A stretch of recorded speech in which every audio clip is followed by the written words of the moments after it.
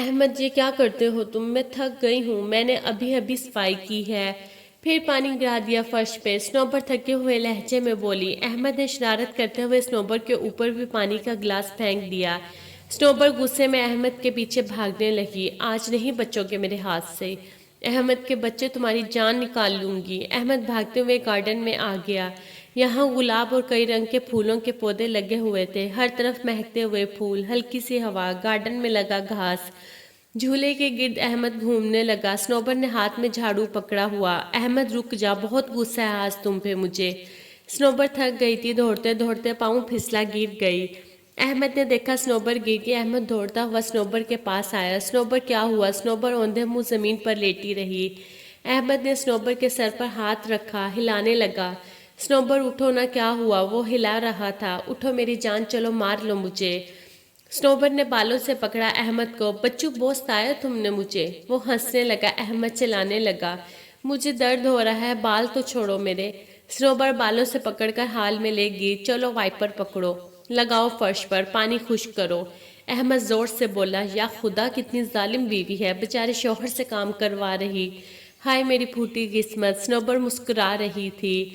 اتنے میں موبائل پہ گھنٹی بجی۔ احمد جلدی سے بولا۔ فون آ رہا ہے، میں فون سن کر باقی وائپر لگاؤں گا۔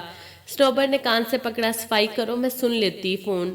ہاتھ میں آئل کی بوتل پکڑی ہوئی۔ چلو ادھر آؤ احمد۔ احمد کو کرسی پر بٹھا کر کہنے لگی۔ بیٹھو، تمہارے سر میں مساج کر دوں، کتنے بال سفید ہو گئے تمہارے سر کے احمد۔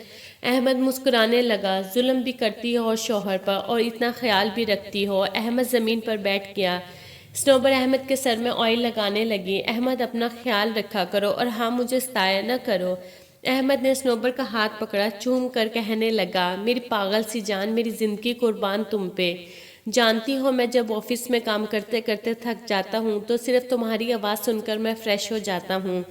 جب کبھی اداس ہوں تو میری خوشی تمہارا چہرہ ہے۔ جانتی ہو اس دنیا کی ساری محبتیں بھی اکٹھی کر لی جائیں نا تو میری محبت کا مقابلہ نہیں کر سکتی میرے ڈمپل بندر۔ سنوبر نے سر پیچھے کی طرف اپنی گود میں رکھا اور بولی۔ بس مکھن لگانا آتا تم کو، اور کل سے بول رہی ہوں شاپنگ کے لیے جانا ہے، وہ اثر نہیں ہوتا؟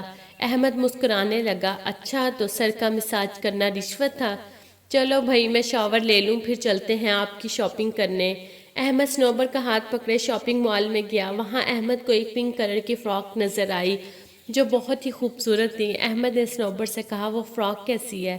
سنوبر نے فراک دیکھی۔ ارے نہیں احمد، بہت مہنگی ہوگی، میں نے نہیں لینی۔ احمد نے سنوبر کے بازو پہ چٹکی کاٹی۔ بندری تمہاری خوشی سے تو مہنگی نہیں ہے نا، بس لینی ہے تو لینی ہے۔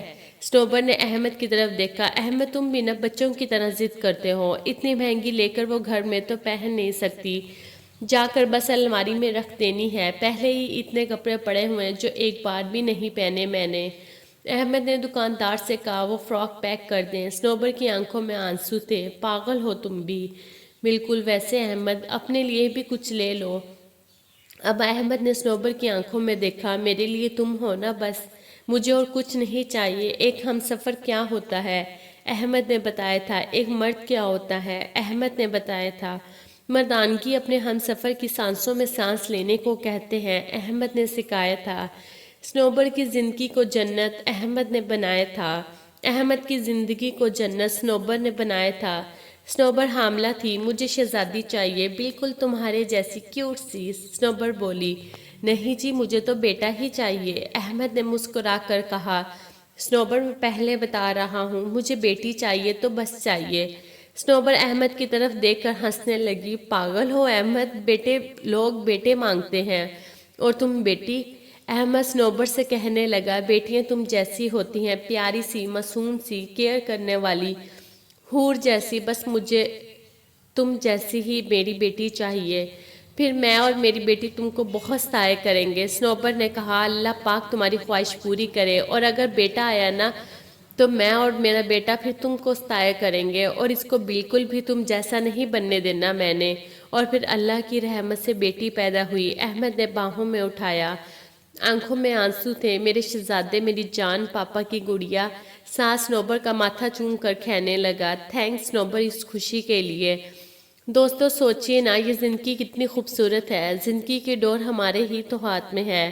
ہم ہی صنوبر ہیں، ہم ہی احمد ہیں۔ ایک دوسرے کی خوشیوں کو سینے لگا کر زندگی کو حسین بنا لو، ورنہ روتی ہوئی شہزادیاں، گالی دیتے ہوئے مردوں کا تو زمانہ بھرا ہے۔ آگ لگاؤ اس انا کو جو خوشیوں کو کھا جائے، ہاتھ تھام کر محبتوں سے رشتے نبھاؤ نا، صبر برداشت اور سمجھ کر ساتھ چلنے کو ہم سفر کہتے ہیں۔ آپ کو میری ویڈیو اچھی لگی ہو تو پلیز میرے چینل کو سبسکرائب کر کے میری ویڈیو کو لائک کر دیں۔ بہت بہت شکریہ۔